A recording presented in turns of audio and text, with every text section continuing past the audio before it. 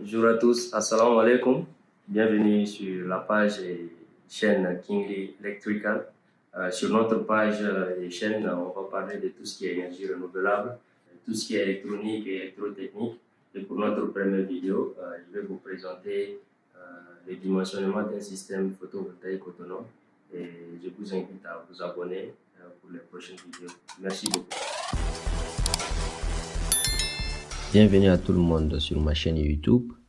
Pour cette vidéo, on va parler d'exemples de dimensionnement d'un système photovoltaïque autonome. Donc voici un peu la procédure de dimensionnement de notre système. On va commencer par la détermination du bilan d'énergie consommée et de l'énergie à produire journalièrement. En 2, on va faire la détermination de la puissance crête des panneaux installés. En 3, on va faire le dimensionnement de la batterie. Et en 4, on va faire le choix des composants. Et en 1, on commence par la détermination du bilan d'énergie consommée et de l'énergie à produire journalièrement. Et voici l'exemple de consommation journalière d'une boutique. Donc, je l'ai mis dans un tableau. La première colonne appartient aux appareils électriques utilisés. Et deuxième colonne, c'est la puissance unitaire de chaque appareil. Et la troisième colonne, c'est la durée d'utilisation journalière. Donc, on a deux lampes LED de puissance unitaire 10 watts qui fonctionnent pendant 8 heures par jour. Donc, on va voir comment est-ce qu'on va faire la détermination du bilan d'énergie consommée. Et la consommation énergétique journalière que j'ai nommée ici EC s'exprime en watts par jour et est déterminée par la formule suivante. Donc, EC est égal à P fois TP. C'est la puissance électrique de la charge ou des appareils électriques utilisés et s'exprime en watts. T, c'est le temps de consommation de la charge ou de fonctionnement ou d'utilisation, voilà, et s'exprime en heures. Et si on revient à notre tableau de consommation que j'ai montré précédemment, donc on voit que on a des appareils électriques, des puissances unitaires durée, et ici on a ce qu'on appelle énergie consommée journalièrement. Donc c'est le calcul qui a été déjà effectué. Pour les deux lampes LED, on a 10. Voilà, puissance unitaire fois 8 fois 2, parce qu'on a deux lampes LED. Donc, ça signifie qu'on a 2 fois 10 fois 8. Donc, on se retrouve avec 160.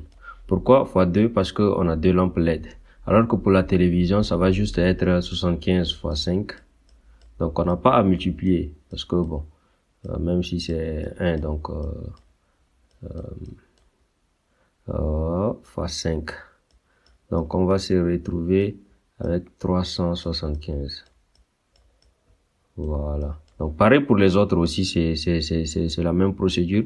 Donc, on va faire le calcul 200 fois 24, on va trouver 4800, ainsi de suite. Donc, tout compte fait, on se retrouve avec une énergie de 20 335 watts par jour, le EC.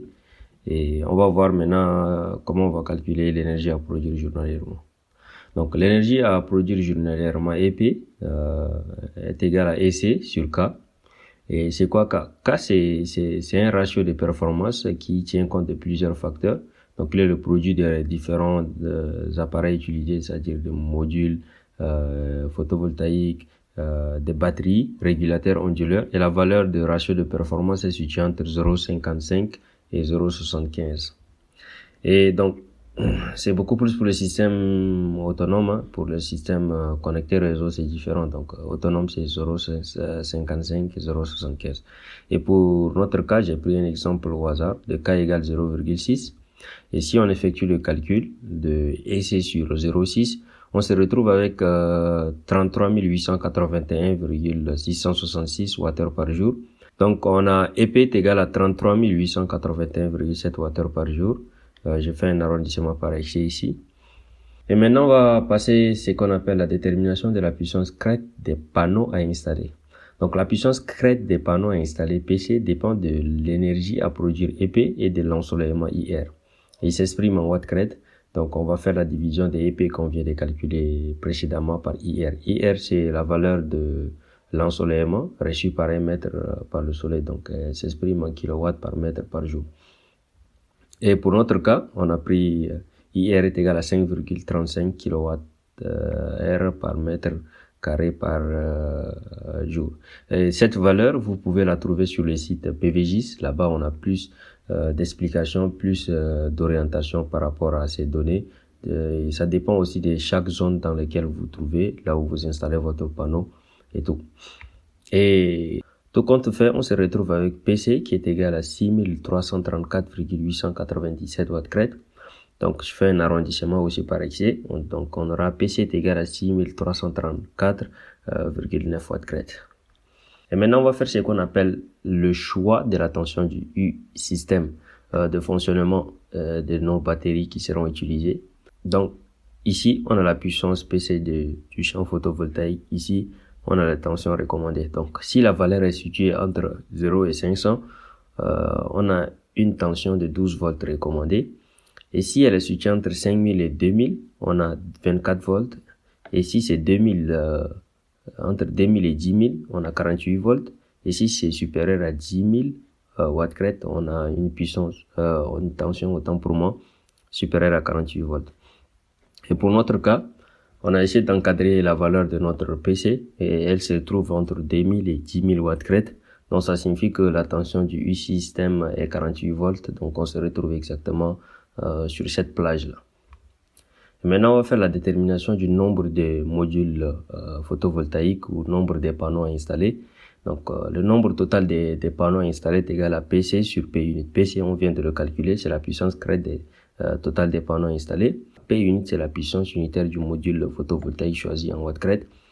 Et notre puissance, selon le datasheet, c'est celui du panneau B-Star TP6H72P et elle est de 350 watts.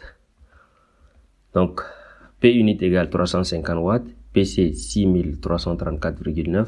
On fait la division de PC par P unit, on se retrouve avec 18,099.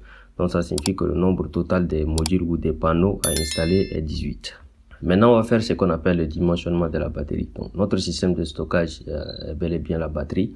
Et la capacité totale de la batterie que j'ai nommée CB s'exprime en ampères et est donnée par cette formule suivante. EC fois JA sur IC fois POD. Donc, EC, c'est l'énergie consommée journalièrement qu'on a calculé dès le début. JA, c'est le nombre de jours d'autonomie. U-système, c'est la tension du système de fonctionnement des batteries. POD, c'est la profondeur de décharge maximale. Et pour notre cas, donc, nous prenons JA est égal à 3. Donc, c'est le nombre de jours d'autonomie. Donc, j'ai pris 3 jours. POD, c'est profondeur de décharge qui est 80%, est égal à 0,8. Si on divise 80 par 100, on se retrouve avec 0,8. Et on effectue le calcul.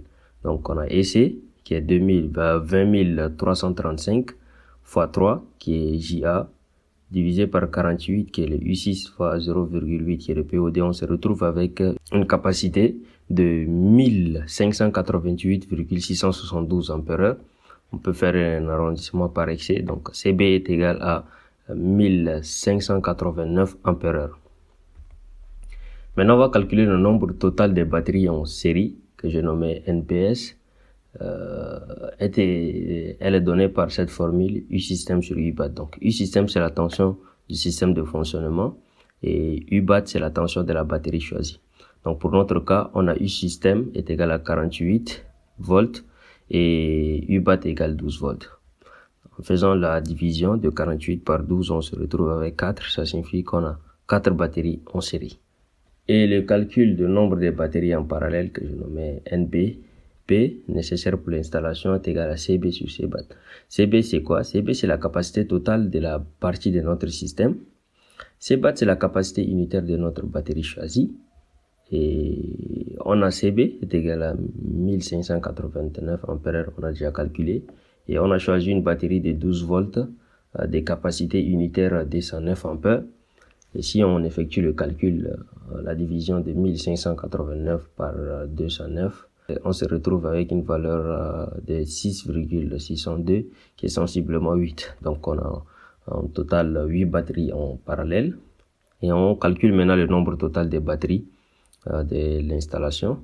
Donc le nombre total des batteries, c'est le nombre total des batteries en série fois le nombre total des batteries en parallèle, qui est 4 fois 8, qui est 32. Donc le nombre total des batteries installées est 32.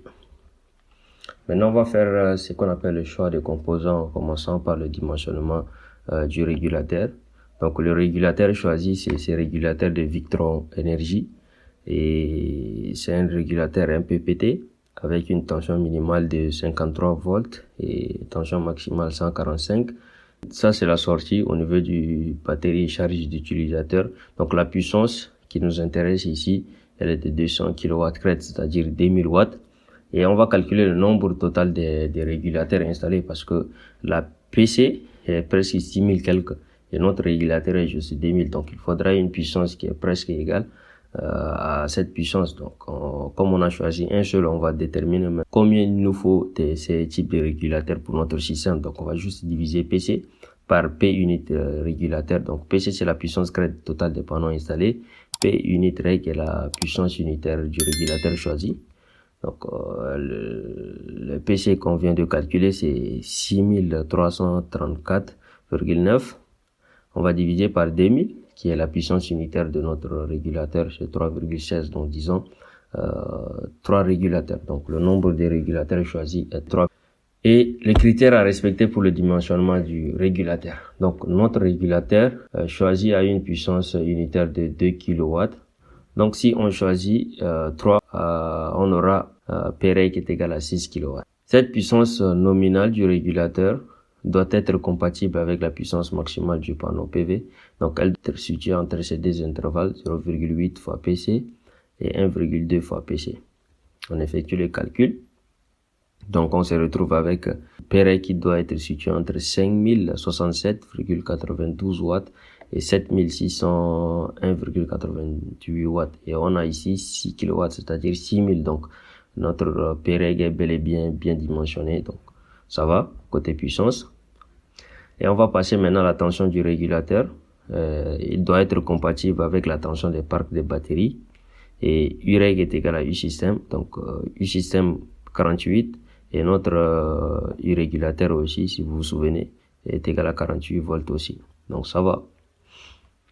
On passe maintenant à la vérification du critère de courant admissible et la tension admissible. Mais ces formules sont déterminées par le nombre total des panneaux en série et le nombre total des panneaux en parallèle. Donc, pour ça, on doit d'abord déterminer le nombre total des panneaux en série. Donc, le nombre des panneaux maximum en série est donné par la formule suivante. Nmax est inférieur ou égal à Vmax MPPT sur Vmax OC. Donc, Vmax OC, c'est-à-dire cette valeur-là est donnée par cette formule. Voilà, VOC en facteur de 1 plus T min moins 25 degrés Celsius fois bêta sur 100. Donc, on va essayer de dire c'est quoi toutes ces constantes. Donc, Vp max est la tension maximale MPPT du régulateur. Donc, notre régulateur choisi, voilà, la tension MPP maximale. Donc, c'est 145 volts. Et Vmax OC, qui est ici, c'est la tension maximale du panneau. Donc, la tension maximale du panneau. Après avoir calculé, on va avoir cette valeur. Et VOC, c'est la tension du circuit ouvert du panneau. Donc, notre panneau choisi a une tension circuit ouvert qui est égale à 46,5 volts. Et Tmin est la température minimale du milieu. Bêta est le coefficient de température du panneau. Donc, on a cette valeur qui est moins 0,31% par degré Celsius. Donc, je pense que chaque panneau que vous allez choisir, vous allez avoir ce tableau-là qui est appelé le datasheet. Et on passe maintenant à l'application numérique. Donc, pour notre cas, VOC est égal à 46,5, bêta moins 0,31% par degré et Tmin moins 10 degrés Celsius. Ça dépend des zones. Ça, c'est un peu plus standard. Donc, j'ai pris moins 10 degrés Celsius et le coefficient de température des panneaux. Donc, on a Vmax, Vomax, c'est-à-dire la température maximale au niveau des panneaux est égale à 51,545 volts. Vous pouvez effectuer le calcul vous-même, hein. Vous allez avoir exactement cette valeur. Et donc, Vmax du régulateur est 145 volts. Donc, alors, Nmax est inférieur ou égal à 145 divisé par ça. Donc, on se retrouve avec une valeur de 2,81. Donc, on va choisir 2 panneaux maximum en série. Donc, maintenant, c'est les minimales qu'on va calculer. C'est un peu presque la même formule, sauf qu'ici, on va travailler avec les minimums, tout simplement. Donc c'est la même formule. Au lieu de Tmin, on va avoir Tmax et VMP ici change. Au lieu de VOC, c'est VMPP et bêta MP aussi. Donc Vmin MP, c'est la tension minimale MPPT du régulateur. Donc c'est 53. Avant c'était 145 le max et min c'est 53.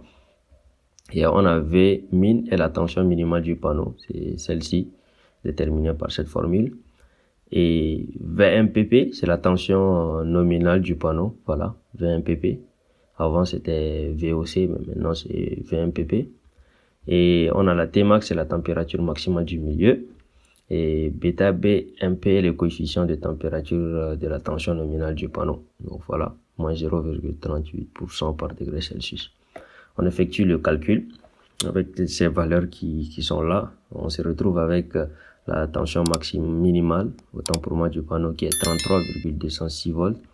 Et on effectue le calcul, on va avoir le nombre minimal des panneaux qui est égal à 53. 53 c'est Vmin MPPT divisé par 33,206.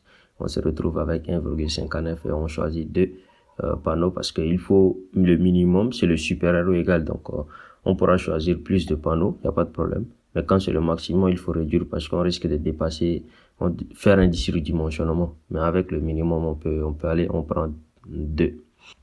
Voilà, donc maintenant on va faire ce qu'on appelle la détermination du nombre total de panneaux en série. Donc il est juste l'intervalle entre le nombre minimal des panneaux en série et maximal. Donc par chance ici on a 2, donc non, le nombre total des panneaux en série est 2. Et maintenant on va faire la détermination du nombre total des panneaux en parallèle. Donc le nombre total des panneaux en parallèle est égal au nombre total des panneaux installés sur le nombre maximal de panneaux en série. Donc pour notre cas, on a un TPV égal à 18 divisé par 2, donc on a 9 panneaux en parallèle. Maintenant, on va faire la vérification au niveau de ce qu'on appelle la tension maximale admissible par le régulateur. Ici, Umax est égal à 150 et doit être supérieur à la tension sortie du champ maximal USC max. Et USC max est déterminé par cette formule, VOC fois KU fois NSPV. Donc VOC c'est la tension du circuit ouvert, KU coefficient correctif de température de la tension du circuit ouvert. Donc on a vu ça dans le tableau précédent. NSPV c'est le nombre de panneaux photovoltaïques en série. Et KU est en général choisi 1,14. Si on connaît pas les valeurs de coefficient de température et tout, il y a une formule aussi spécifique pour calculer. Mais pour, voilà, la majeure partie, on utilise KU égale à 1,14. Donc, on a VOC est égal à 46,5, KU 1,14, NSPV 2. Pour tout calcul fait, on se retrouve avec une tension de 106,02. Donc, elle est bel et bien inférieure à Umax qui est 150. Donc, ça signifie que la tension maximale admissible par le régulateur est bien vérifiée. Pareil pour le courant. Donc le courant maximal admissible par le régulateur Imax est égal à 125,2 ampères et doit être supérieur au courant de sortie maximale du champ PV ISC max aussi. Donc on a ISC fois KI fois NSPV, non NPV. Donc ISC c'est le courant du court-circuit du panneau, KI coefficient de température du courant, du court-circuit NPV. C'est le nombre de panneaux photovoltaïques en série. Donc, KI ici est choisi 1,25. Mais en général, on peut aussi avoir une formule pour calculer ça, mais on choisit cette valeur. Donc, tout calcul fait aussi. Donc, on a 9,64 fois 1,25 fois 9, on se retrouve avec 108. Et voilà, 108 est bel et bien inférieur à 125,1 ampères. Vous vous demandez Imax 125,2. Cette valeur, elle vient d'où? Elle vient juste de la mise en parallèle de nos trois régulateurs. Parce que quand c'est en parallèle, c'est le courant, il s'additionne. Et en série, c'est la tension. Donc en mettant en parallèle, on aura notre courant du régulateur qui est multiplié par 3 et on trouve une valeur de 125,2 ampères. Donc elle est vérifiée cette condition aussi. Donc maintenant on va faire le dimensionnement de l'onduleur. Les critères de choix et dimensionnement de l'onduleur sont résumés comme suit. Donc l'onduleur doit avoir une puissance nominale suffisante pour alimenter simultanément tous les équipements. En pratique, une marge de dimensionnement par excès de 20 à 30% est recommandée. Beaucoup plus quand on a beaucoup d'appareils qui utilisent des moteurs comme les machines à laver et tout. Donc il faudrait avoir un coefficient correctif qui est plus supérieur à 1,3. Donc pour notre cas, on a juste pris 1,3 fois PC. Donc ça signifie que la puissance du panneau doit être strictement supérieure à 8235,35 watts. Et la tension d'entrée du courant DC doit être compatible avec la tension du système, c'est-à-dire que les parcs de batterie qui est 48 volts. Et maintenant, on va faire la détermination des câbles, la section des câbles. Donc S c'est ρ, la section des câbles est déterminée est égale à ρ fois L fois I fois epsilon fois U. Donc ρ c'est la résistivité des câbles, L c'est 2 fois L, c'est-à-dire c'est la longueur totale, aller-retour, hein, faut pas oublier ça, des câbles. Et I est le courant maximal des modules qui traversent des câbles. Et sigma est la chute de tension. Elle ne doit pas dépasser 3% selon la norme UTC 15-712-1. Et U est la tension maximale à l'entrée des câbles. Donc les guides, ces guides-là, c'est un guide pour les câbles utilisés dans le système photovoltaïque. Vous pouvez vérifier ça sur Internet, ça va pour avoir plus d'informations. Donc, détermination des sections des câbles. Donc, pour notre panneau, donc il y a plusieurs endroits à déterminer. Donc, on a 9 panneaux en parallèle et avec 2 en série. Voilà, deux panneaux en série 9. Donc, ici, il y a encore des suites de panneaux. Donc, c'est juste un schéma. Donc, on doit déterminer les câbles d'ici allant à ça. Ensuite, on va déterminer les câbles allant de la boîte de jonction au régulateur, ensuite du régulateur à la batterie, ensuite de la batterie à l'onduleur. Donc, on va faire l'étape 1, c'est la section du câble, du champ PV à la boîte de raccordement. On a une chute de tension de 1% est admise. Donc, la tension maximale à l'entrée des câbles est égale à U est égale à 20 MP fois NSPV. 20 MP, c'est la tension maximale des panneaux fois 2, parce qu'on a 2 panneaux en série, donc on se retrouve avec une tension de 76,6 volts. Et ρ, c'est 1,7 fois 10 puissance moins 8 ohms par mètre. C'est la résistivité du cuivre à 20 degrés Celsius. Et prenons une longueur L est égale à 5. Et IMP, PP, voilà, est égal à I qui est égal à 9,14. Et tout calcul fait, on se retrouve avec cette valeur. Donc, on doit choisir une section supérieure ou égale à 2,5 mm pour cette étape. Il y a un tableau hein, pour les valeurs des sections des câbles. Vous pouvez vérifier ça pour avoir plus de choix. Maintenant, l'étape 2, on va faire maintenant le calcul de la section des câbles de la boîte de raccordement au régulateur. Donc, c'est presque la même chose aussi. On a la chute de tension qui est toujours 1%. Et U est la tension maximale à l'entrée des câbles. Donc, c'est le même calcul qu'on venait d'effectuer seulement. 76 fois 6 et la résistivité, c'est toujours la même. Et la longueur ici, on l'a choisi de 4 mètres. Et IMPP, ici, ça change parce que c'est à la sortie des boîtes de raccordement. Donc, on a ces panneaux qui étaient en série en parallèle maintenant. En parallèle, on a maintenant le nombre de panneaux en parallèle. Donc, on doit avoir multiplié par ce nombre qui est 9 pour avoir maintenant le courant maximal à l'entrée du régulateur qui est 82,26 ampères. Donc, en tout compte fait, vous pouvez mettre pause et faire le calcul vous-même. On se retrouve avec une valeur de 14,60 mm². Donc, on doit choisir une section supérieure ou égale à 16 mm². Et étape 3, c'est la section du câble du régulateur à la batterie maintenant. Donc, on a une chute de tension de 1%. Et U est la tension maximale à l'entrée des câbles. Et la tension ici, c'est à partir du régulateur à la batterie maintenant. Donc, c'est notre tension U système qui est 48 volts maintenant. Rho, voilà la résistivité du cuivre, ça change pas. Et la longueur ici est de 3 mètres.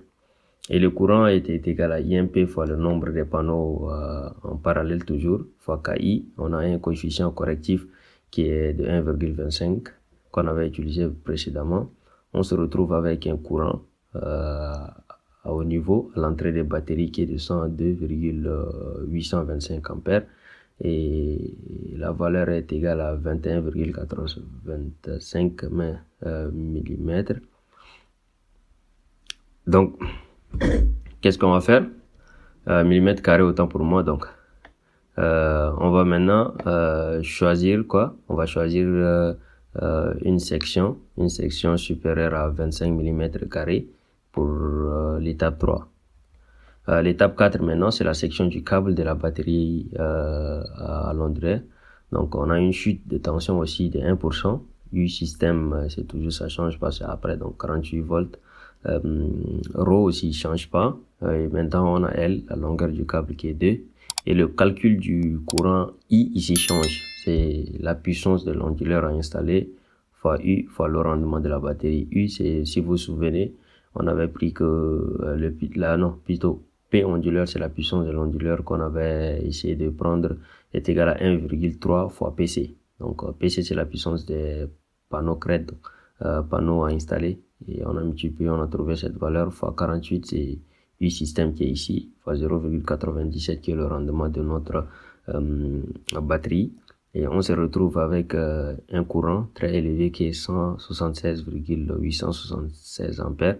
Et tout compte fait, on se trouve avec une section de 25,06 mm carrés. Donc on peut toujours choisir une section supérieure ou égale à 25 mm carrés. Voici un peu en gros tout notre système.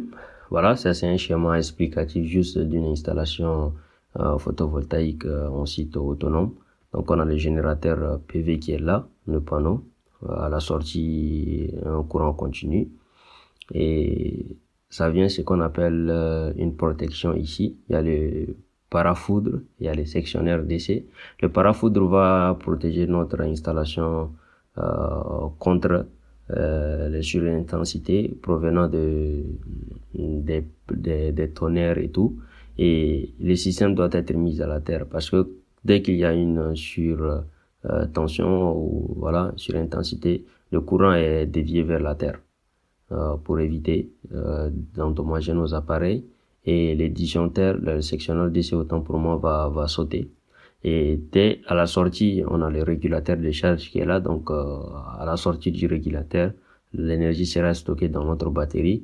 Et l'énergie de la batterie va vers l'onduleur. À la sortie, on a le coffret AC qui a aussi ici le parafoudre AC, les disjoncteurs différentiels pour la protection des personnes et aussi des appareils électriques. Et aussi, on a des charges alternatives et tout. Donc voilà. Donc je vous remercie pour votre présence. J'espère qu'on va se retrouver prochainement pour encore une nouvelle vidéo. Pourquoi pas, pour parler toujours des photovoltaïques, quoi. Merci.